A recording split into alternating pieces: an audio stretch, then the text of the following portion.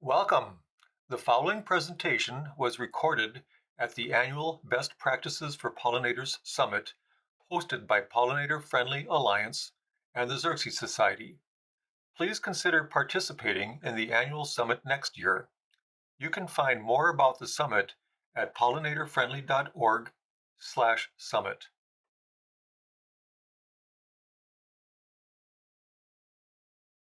Away. Absolutely. Yes, thank you. My name is Franny Gerde. I'm with the Sherburne Soil and Water Conservation District.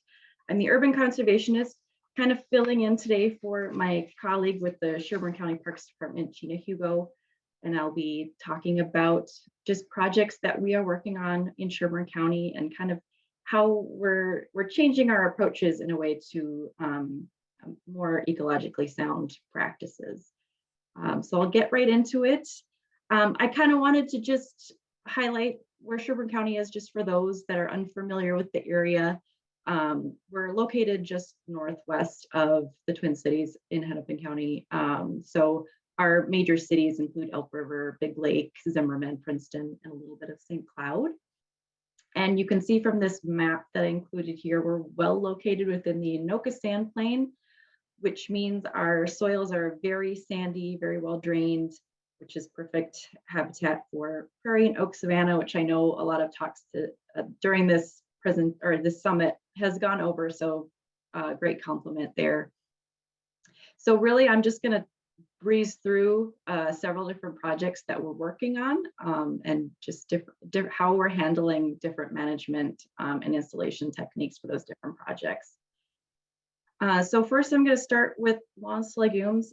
Gabe, in the presentation earlier today, briefly mentioned lawns to legumes projects. So for those unfamiliar, lawns to legumes was funding through legislation passed in 2019, specifically for pollinator habitat on residential properties, which is pretty unique throughout the country, actually. And it was designed for the rusty patch bumblebee, which is an endangered bee species. So Sherburne SWCD received a grant through this program in 2020 to be used in a priority area around the Eagle Lake watershed in our county. And because this program is designed specifically for pollinator habitat, we really encourage landowners to use more organic ways of prepping their site instead of just using herbicide, which is traditionally the preferred method because it is effective and efficient and doesn't require a lot of time constraints, because a lot of our programs are very limited with time. And so we need to use very quick means of getting sites prepped for restoration. So I really encouraged folks to use a couple different methods that had varying time limits on them. So the first option that we had for landowners for smaller projects for weed suppression mats, these are all biodegradable materials. They're made from compressed wood fibers. And so they come in a roll and can be easily installed over existing vegetation that just needs to be mowed as short as possible or cut as short as possible. And they're secured with either metal stakes or wood stakes if the entire site wants to be biodegradable. And we've actually used this product in a couple other county park projects, and we didn't use mulch over it. And one project we installed in 2020, and in 2022, the mat was still visible. So it doesn't break down quickly, which is great for weed control. The only weeds that we're noticing on that project was just sprouting through the little holes where we planted our native plugs. So it does a great job of managing weeds with minimal effort, and it could be done really quickly in a weekend. And so this example I have here, a landowner, actually, she had 5 other small plantings like this on her property. And so she used this weed suppression mat for all of them as a quick way to not have to deal with weeds. And she opted to mulch over it just to give it a little more of a look of intention, especially since this is right on the curbside. So pedestrians and folks driving by will see that this is what a native garden can look like, and it can look really nice. Another option we had was straight up sod removal. This obviously is a little more labor intensive, but this landowner opted to do it because of time constraints. They wanted to get it done quickly and not have to wait for other methods.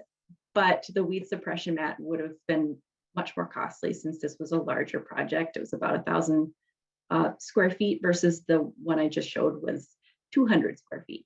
So a little too much to include in the budget. And so they opted for sod removal, but you're able to plant immediately after you remove the sod, especially since turf grass in Sherburne County does not do very well. So the root structure is very minimal. And so once sod is removed, there's not a whole lot of potential of root structure still being in the ground. It comes up very quickly, very easily. But then you also have to deal with all of the spent sod material. But luckily this landowner had a few bare patches in their backyard, so they were able to reuse this and it didn't go to waste. But they were able to plant right before it snowed in November. So this was a dormant seeding this past fall. And so it was perfect timing to get the seed down right before snowfall. So the seed didn't have any chance of blowing away or getting preyed upon by birds and other things. The last method I'll just quickly go over because I know solarization has been talked on summit presentations in years past, but this was the first time we were able to use it in Sherburne County. So I was very curious to see how it would work, especially since we did have some time constraints.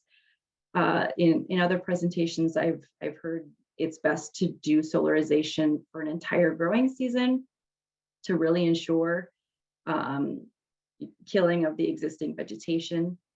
But we had it between July and November. So the landowners put down black plastic immediately as early as they could in July to sit until November when they were planning on doing a dormant seeding. They had to get a little creative with some windy weather that we had in the fall. And so they put down branches all over the plastic to prevent billowing and really ensure that the plastic stayed as close to the ground as possible without any gaps.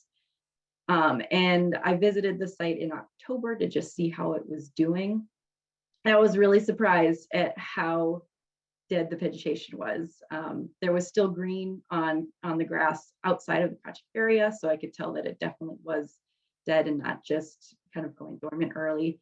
So it definitely worked really well, and I was very happy with that. So we'll definitely add this to our list of organic site prep methods that we'll be able to help landowners with in the future. And so after the plastic was removed, the landowners actually saved the plastic and just kind of flipped it over on the part of the property in the background of the image there. And they're going to do more seeding on their own, which is great. So they're able to reuse that material.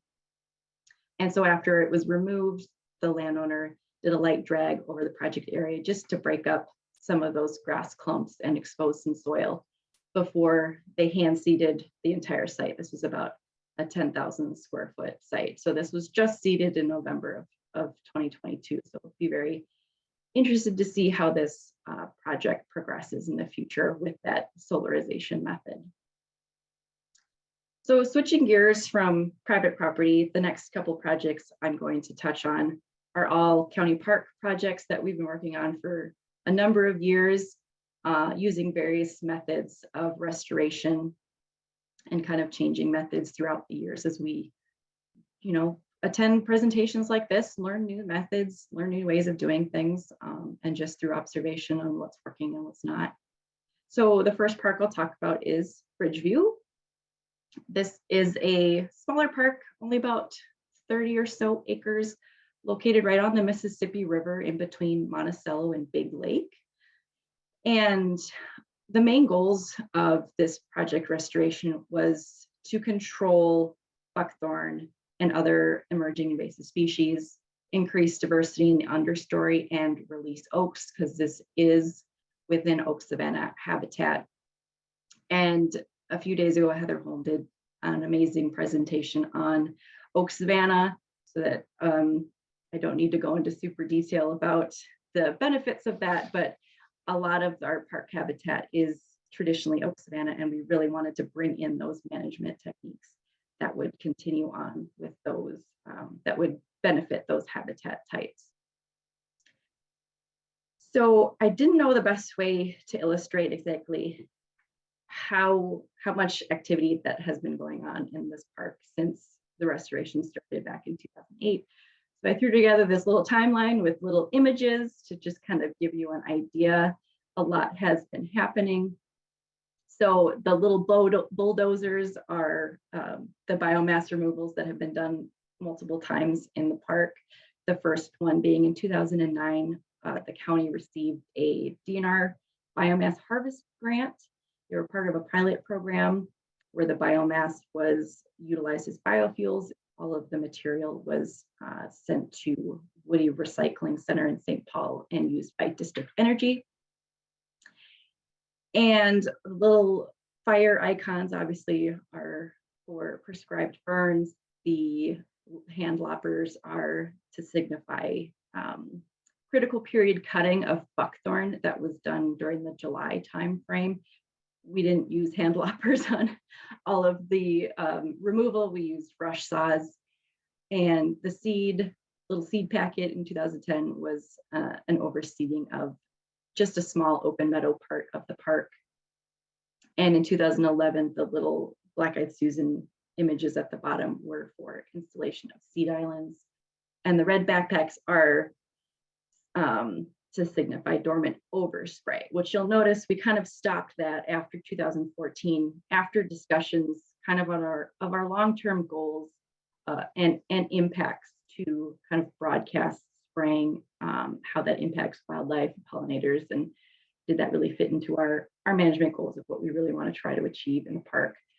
So we really stepped back after the buckthorn was starting to, we got a little more of a handle on the main infestation, scaling back on using chemicals on a large scale. And we're only doing little spot treatments here and there if it's really needed, but we're really focusing more on the fire right now and cutting for management techniques. And lastly, the little magnifying glass signifies vegetation surveys that started just to track how in the removal of invasive species, how is that impacting regeneration of the native seed bank, and if anything needs to be added onto the site. So just a few pictures of the techniques that have been going on. So this is a photo from the 2009 initial biomass removal. There was about 460 tons of material that was removed during that initial thinning, and that was only on 15 of the 30 acres, just due to funding constraints. And the main things that were removed were buckthorn, red cedar, some hardwoods that just aren't conducive to the oak savanna habitat like ash and elm and maple. And after that initial removal, some of the more open areas in the woodland started developing common mullein infestations, which is interesting. You know, you have a restoration plan and it's, you know, looks really great on paper, but of course, nature throws some curveballs at you. And so you have to deal with those on the fly. So common mullein popped up on a large scale, and we utilized sentence to serve crews to remove those by hand during their flowering stages to prevent further spread. And that worked really well. We also planted 6 seed islands throughout the park, just as a cheaper way to get some native seed source in the park. And so they were just a single flat of each of the 6 species all throughout the park area. And we fenced in those seed islands and kept them watered during the first growing season in 2011. And I'll say they did an amazing job of doing what they were supposed to. We removed the fencing after the first year to allow them to spread more. So it was just to protect them from herbivory that first growing season. So most of the seed islands have really spread beyond their little planting plot and have done an amazing job of adding native seed source to the park. This is just a view of the greenery in the understory is mostly buckthorn, just to show you. This was after a critical period cutting. I think this was taken in the fall. So after cutting, so everything is pretty much the same height. There's a little bit of raspberry in the foreground, but a majority of that greenery is buckthorn, just to show you the level of buckthorn infestation in the park. It was pretty much 100% of the understory. And then we brought in prescribed fire pretty frequently, especially in the beginning years of the restoration, just to really hammer down all of that buckthorn, allowing the seed in the seed bank to regenerate and hit it while it was most vulnerable. And this is just a photo of critical period cutting. So this was done in July. We did do a few in the winter in the earlier months or early years after dormant overspray, just to get some of those water sprouts to make everything at a similar level, to make it easier for further restoration techniques the following season.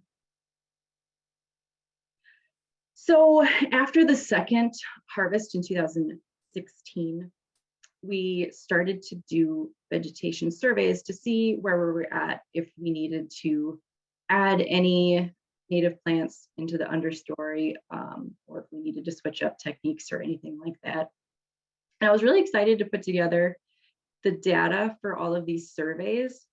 I was hoping in my mind it was going to be this really dramatic upward trend in native plants and a downward trend in non-native species, but it's kind of a little up and down here and there, which I would say it's probably pretty typical for a restoration project.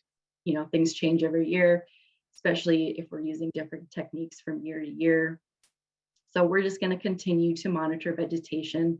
Overall, the trend of buckthorn canopy cover is doing what we want. It's going down. Right now, in 2022, there was about 28% buckthorn in the canopy cover, which is excellent compared to where we started. We didn't do our woody transect surveys in the start of this project back in 2009, but if we did, it probably would have been about 90 to 95% buckthorn canopy cover. So we're definitely on the right trajectory there.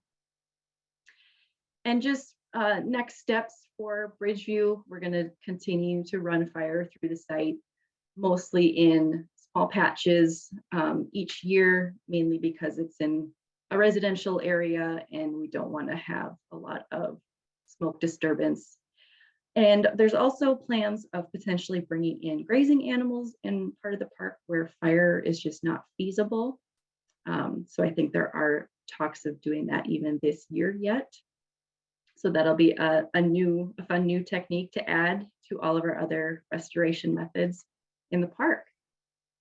And it's always fun to show really nice, beautiful flower photos of things that are popping up all on their own. The only photo that was planted is the bottom middle photo of the hispid sunflower. That was one of our seed islands. So you can see it's doing a really great job. It's very thick with that one particular species, but everything else is just native species that we are recording during our vegetation surveys. So things are moving really well through our Bridgeview Park. The next park I want to talk about is Oak Savanna. And like its name, it is traditionally oak savanna habitat. Before restoration started, it was really thick with undesirable woody species, not so much buckthorn like at Bridgeview, but a lot of cedars and other hardwoods that aren't conducive to oak savanna habitat. There's also some remnant pine plantations, as you can see in the background of this photo, that is pretty much solid pine stands. So a majority of the restoration goals were to release the oak species and restore some native prairie that were not within the oak savanna part of the park. And the aerial photo that I included on this slide is really neat because this was taken, the flyover for the aerial photo in our Sherburne County Beacon website was taken in 2022, and that was while a prescribed burn was being conducted in the park. So you can actually see the burn lines, and a little bit of smoke coming off of that part of the park. So something cool that is visible to the public on our county beacon site. So the first major restoration project that went on in the park was a large-scale cedar removal. And the red outline I have captured here just shows the more dramatic part of the cedar removal. And I liked what Gabe mentioned in his presentation, the heavy-handed clearing. And that is definitely what happened in, during this restoration, because there was just an immense amount of cedar and other unwanted woody vegetation. And there was a lot of concern from pedestrians and park goers wondering why we were, clear cutting the park. So this is when it's good to have either signs or educational events to really let folks know why this type of restoration is taking place.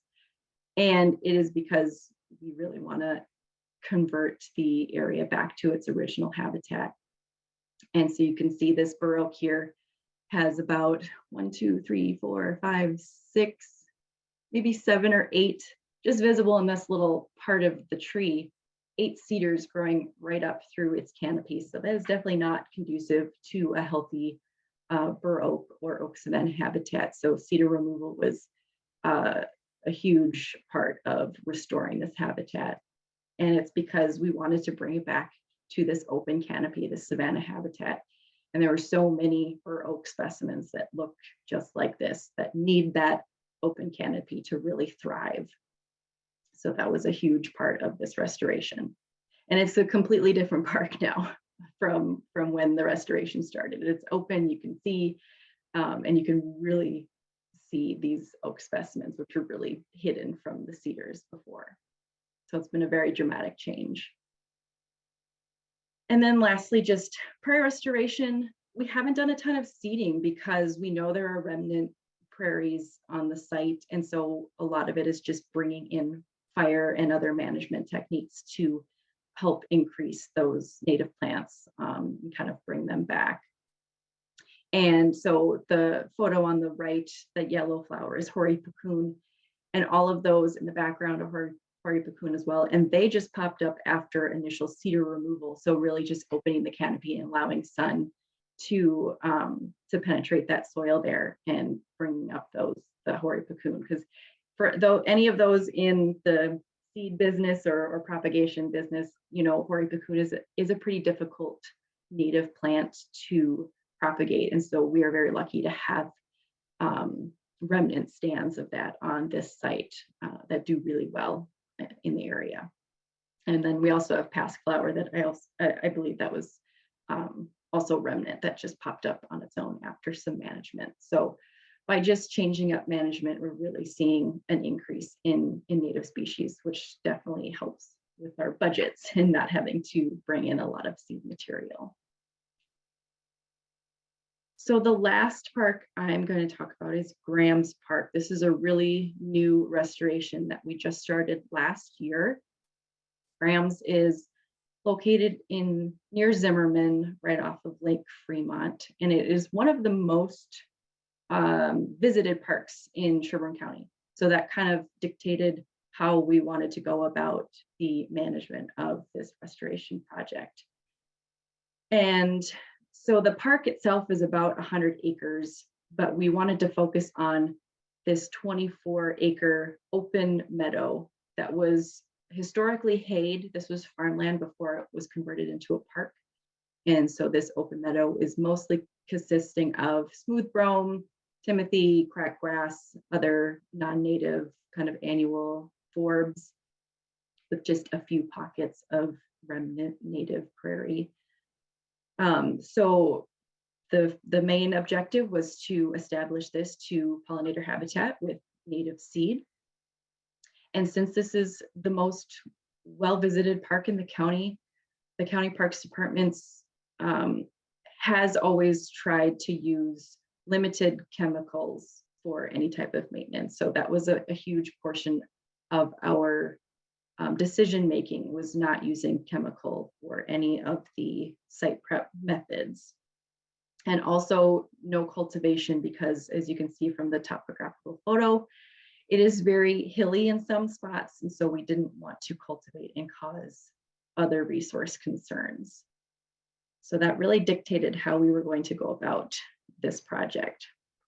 And so we were able to get a habitat enhancement landscape pilot program grant for this project. And it really turned into a huge partnership with both public and private agencies. So we utilized the U.S. Fish and Wildlife Service and Xerces Society and Board of Water and Soil Resources to really help us come up with a really good seed mix. And they provided funding for the scope of this project. And for any of you who have been to the Pollinators Summit in previous years that have listened to any of the seed selection talks, you will know that seed selection is huge when doing a prairie restoration or savanna restoration or anything. You really want to pick a seed mix that is conducive to your specific soil type or site. It's better to do that than to use a broad spectrum mix over a large area, hoping things will find their way. That's typically a waste of money and a waste of seed. So we worked really closely with those agencies to come up with these 3 different seed mixes for the varying habitats on this 24 acres, because there is some differences because of the topography of the site. So we have upland prairie, which is the yellow portion there. We have a little bit of a wet prairie in a lower lying area. And then a majority of the site is mesic prairie. And so we were able to develop seed mixes that had a nice variety of forbs and grasses and sedges that'll provide great habitat all season long on each of the different sites. And so, like I mentioned, site prep was really dictated by the desire to not use chemical. And so we went with using a summer burn and followed up with conservation grazing. And so I'm glad Gabe kind of mentioned using late season burns. They are a little more unique. Typically burns happen in the spring or the fall as a management technique, but the summer burn was used to really help control the non-native cool season grasses that are on the site. So the burn happened after the smooth brome set seed, so it really expended all of its resources for the year. And then after it was burned, it was forced to put in a lot more energy to resprout new shoots. And so after the burn occurred, we brought in about 250 grazing animals. So we had sheep and goats, contracted with M&L on this portion of the project. The animals were, this is our first time using grazing as a restoration technique. So this is all brand new to us, a lot of learning, but they did an excellent job of grazing pretty much down to the ground. And after the burn, we really noticed exactly how many gopher mounds we had on site, as you can see by how lumpy the ground is. So if we were to do something other than grazing, like mowing, it would have been a pain for whoever was on the mower to have to go over all of those gopher mounds. So this was a great reason to use grazing on the site. And this is a really great image of showing just how well they were able to graze down to the ground. In that photo, you can see bare ground versus the areas that they hadn't been. So that was a really fun experiment for us, having grazing animals. And so now we're a little more adept at using grazing. And like I mentioned, we might use grazing at the Bridgeview Park as well. So I think this is my last slide. Hope I'm doing okay on time. Just the next steps at Graham's, we're planning on installing those 3 seed mixes this spring, followed up by another round of grazing to do trample seeding. So we're going to time it. So after the seed is installed, once annual weeds start popping up, we're going to send the grazing animals out there to control those annual weeds and then kind of tamp in the native seed a little better. And then we know this is going to be kind of an evolution of a project since we are using more organic means. So we're going to use continued management like prescribed ferns, continue with the conservation grazing, and we are going to incorporate some plug plantings for certain plants that we weren't able to get included in our seed mixes, and some that are just hard, they don't come up as well through seed. So we will just increase the amount of diversity that we have on that site. So that is all I have. So if we have time for questions, I'd be